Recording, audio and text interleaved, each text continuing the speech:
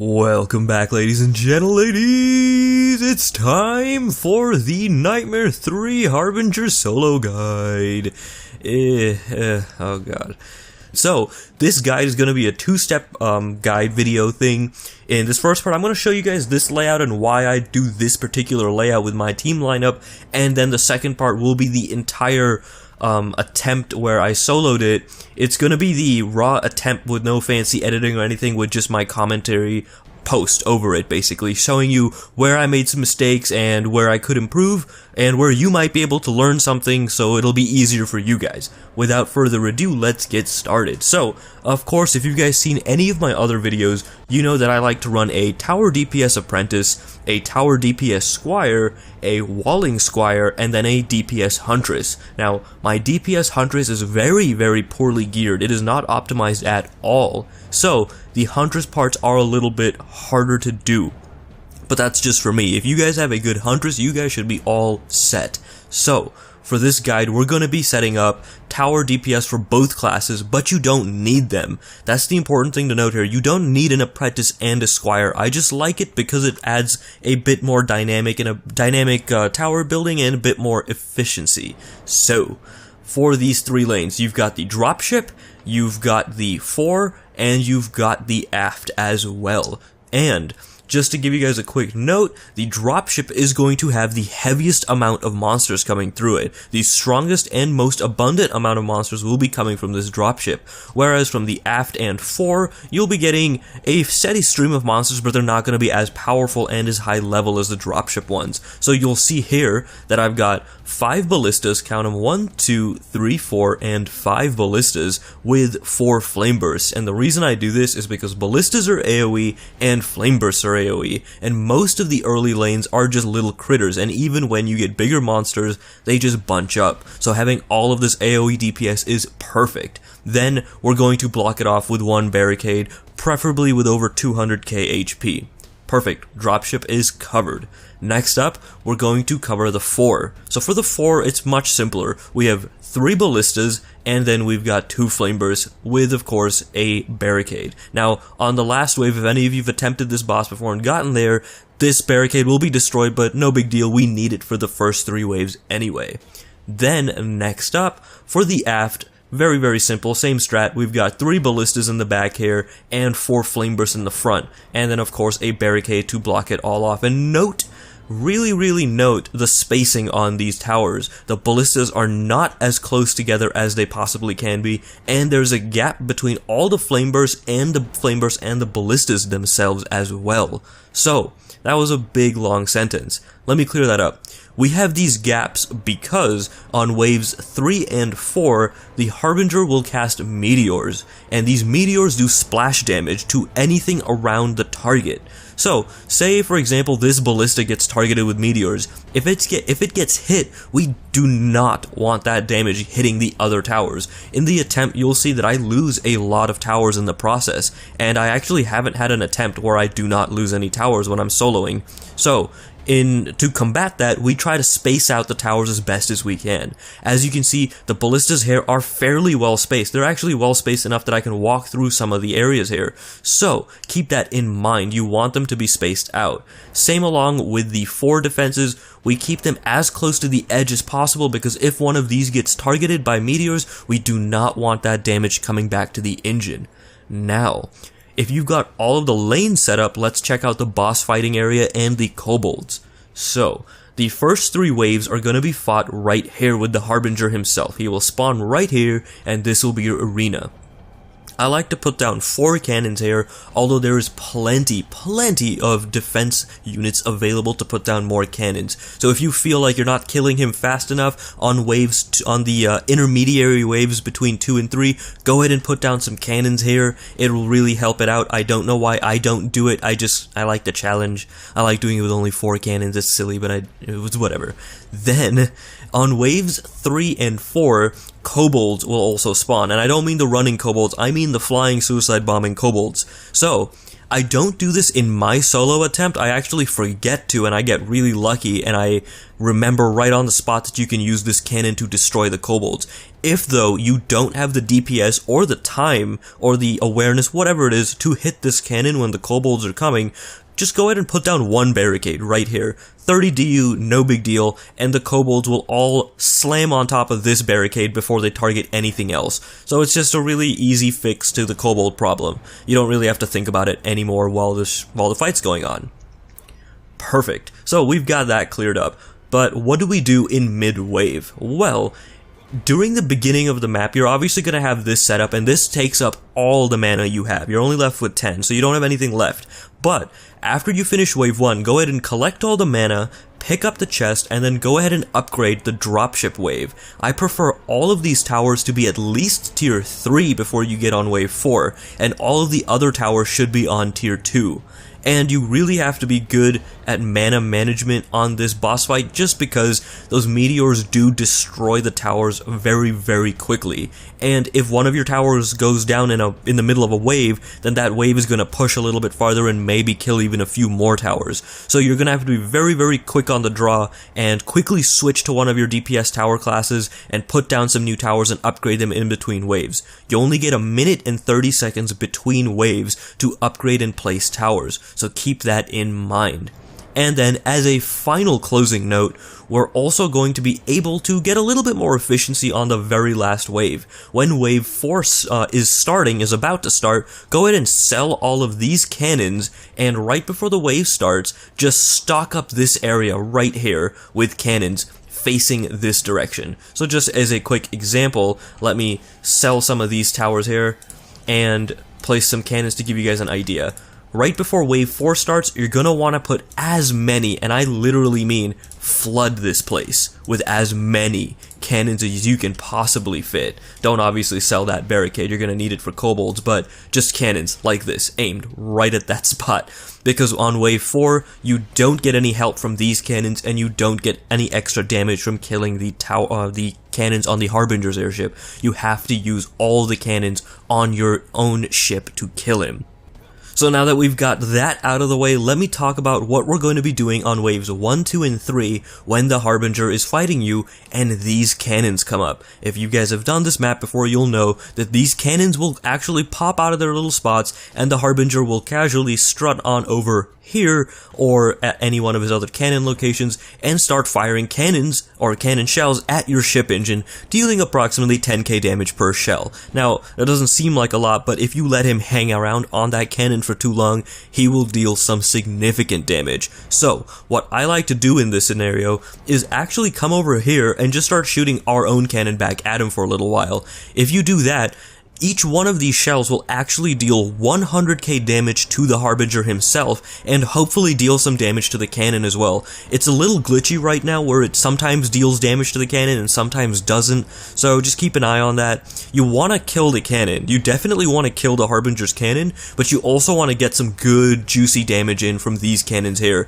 They just help you clear the wave faster because the Harbinger takes significantly reduced damage. I believe he only takes 30% of actual incoming damage. So, say you deal 1000 DPS or 1000 damage per hit with your sword or your bow or whatever, he's only gonna take about 300 damage per hit. So, keep that in mind, that's very important. Utilize these cannons as best as you can, but remember to actually kill the cannon that the Harbinger is using while he's using it. If you kill the cannon while the Harbinger is currently activating it, he will take about 2 to 2.5 million damage immediately, and you can very easily force him into the next phase. Now, I might have these numbers a little bit wrong here, but I believe that the phase changes occur at about 15 million HP, and then again at about 11.7 million HP, then again at about 8.5 million, and then the last phase change will occur at about 4.6 million HP.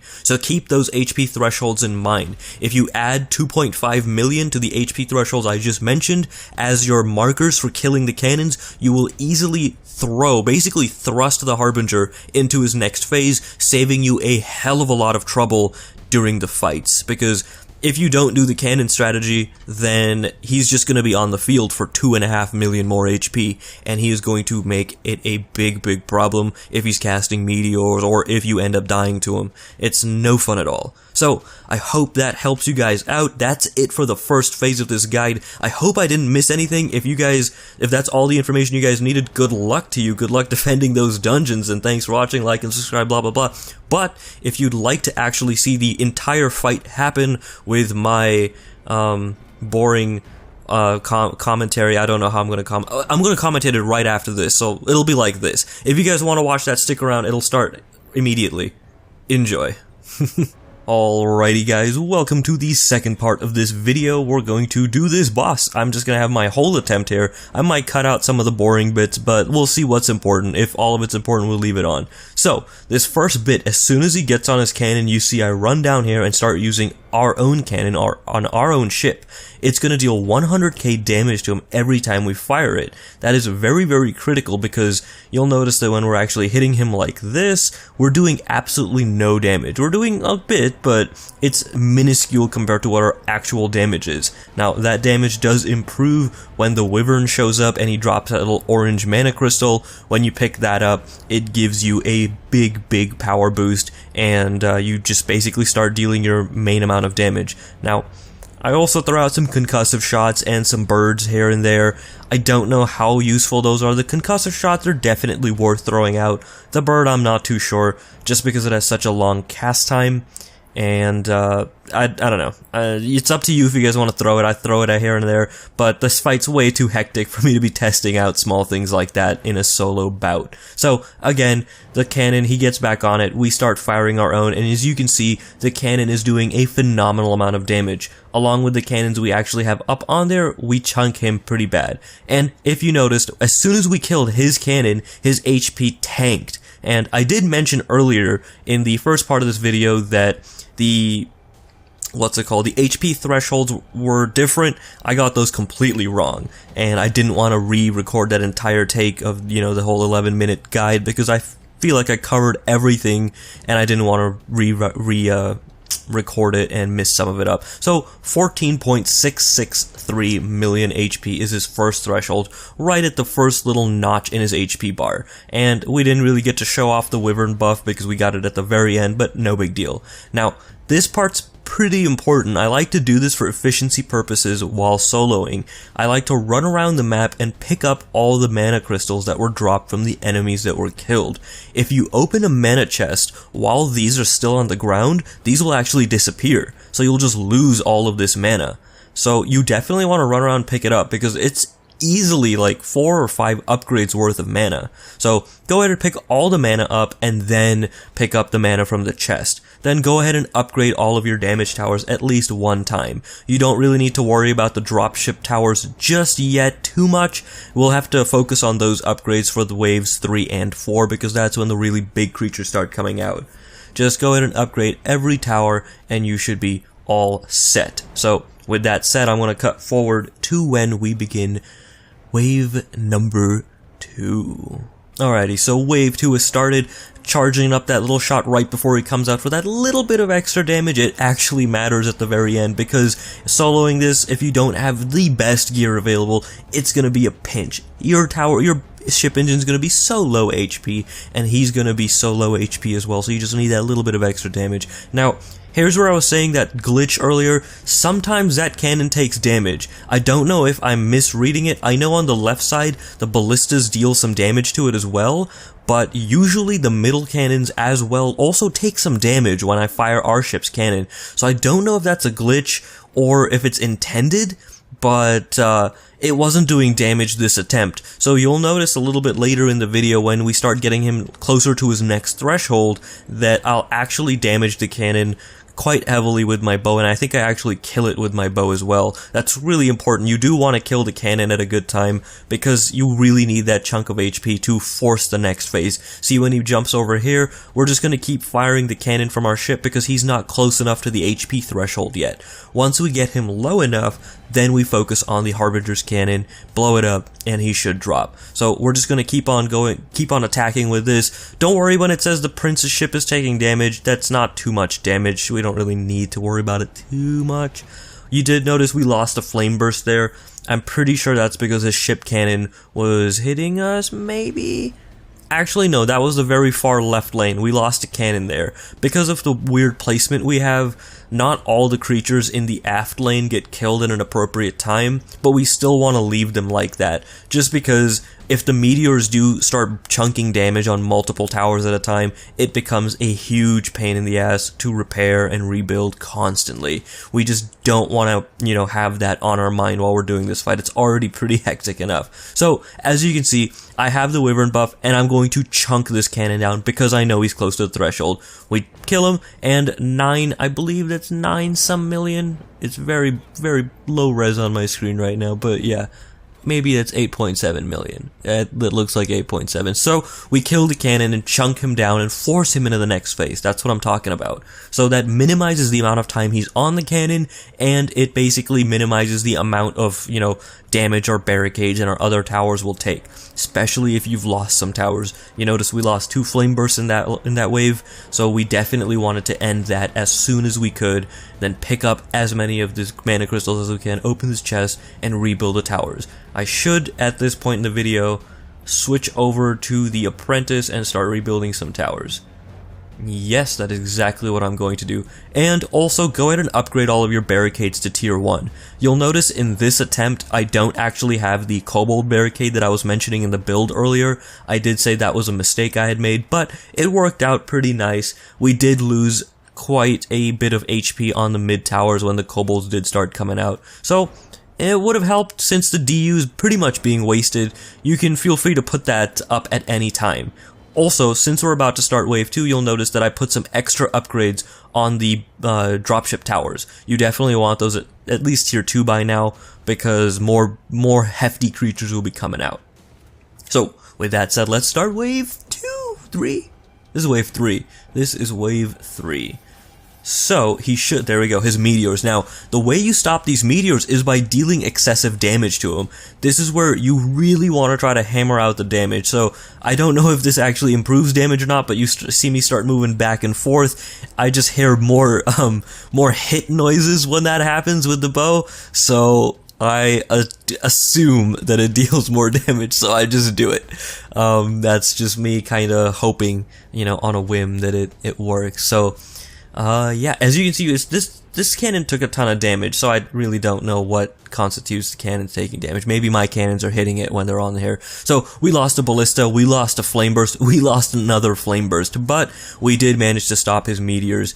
I honestly cannot tell you a better way to get that done. Maybe oiling and throwing out the bird, but in a solo situation against this boss, the meteors are your biggest threat. They're basically what's going to ruin you. Meteors and not having enough cannons up on the last wave to kill him on the princess ship. You definitely want all of those things to work out for you. It's really a different fight solo because you just don't have the extra help to burn through his meteor phase and things like that. So, since his cannon's so low, I'm not going to kill it off. I'm just going to do it this way. I'm going to shoot that other cannon, get the little ticks of 100k, this will break, he'll get very, very close to the threshold, but he won't get pushed. So you'll have to finish off the damage there.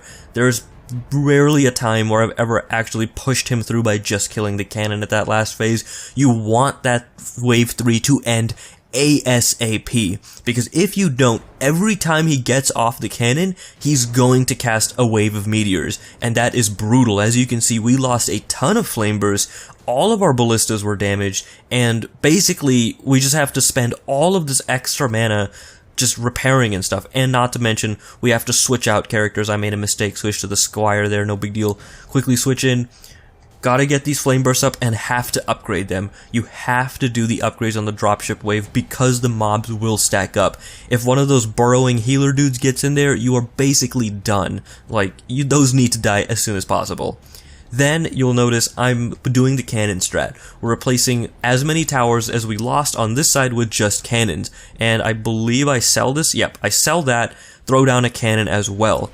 Then I run out of mana here, but I notice at the very end that I can jump to the other dropship and actually sell all of those towers. So those 4 cannons on the Harbinger's ship, just go ahead and quickly sell them.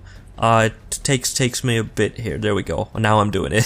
So run over here, sell these bad boys, throw more cannons on the other side if you can. If you don't have time, like I'm running out of time here, I just quickly throw some upgrades and we're good to go. So let's start the last phase of the fight. Now this part of the fight, he erratically casts his abilities. He'll even sometimes cast the following moon orb, whatever the hell that thing is that chases you. But this is his biggest ability. Now this, again, I don't know if you can cancel this. It seems like you just cancel it by doing damage, but there's no way for me to be 100% sure about that. He'll actually target the ship's engine and start blasting it for about, I get a little upset there, for about 10 to 15k damage every second. Now, that doesn't sound like much because your ship engine has about 1,000,000 HP, but at this point, it's been damaged to about 600k, if not half, and you're gonna want to try to get him to stop doing that. Another thing to watch out for, if you ever die on this last phase, or any other phase for that matter, while running back to him, strafe left and right.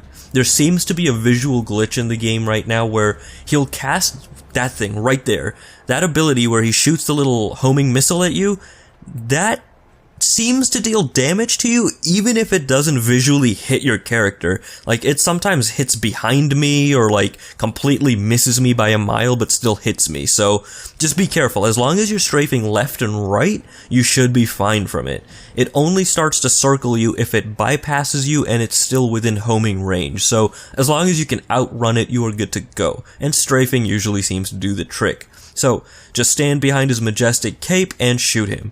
Now, these two things just popped up. The Wyvern and the kobolds just showed up on the screen. So, as you'll see, I do actually run to the other ship and pick up the Wyvern token. It is very good. Not the token, sorry. The Wyvern crystal. You definitely want to pick that up because it is a huge damage boost. And the few seconds you lose hitting him is nothing in comparison to getting all of this damage boost.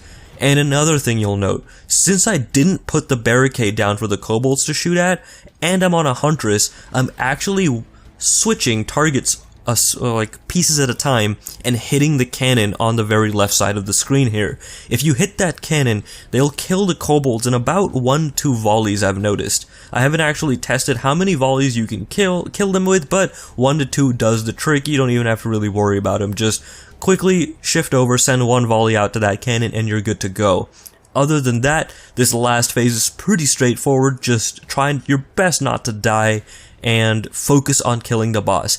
Even if you start losing towers in other lanes, you want to focus on the boss, because there are many towers in between the ship engine and the lane spawn. So even if your towers start to die one by one, as long as you're around 550 item power, the enemies will have a tough time breaking through all of those towers to get to the ship engine. So just ignore it. You lose a barricade, you lose a flame burst, ignore it. Focus on killing this purple bastard, and you should be good to go.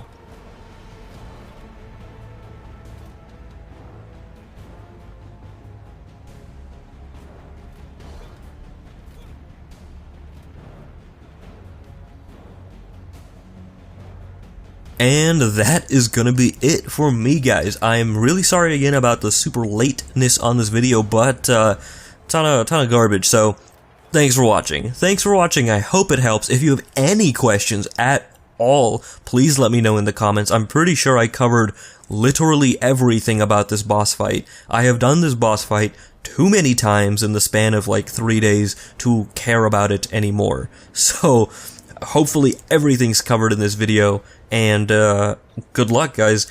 Good luck defending those dungeons.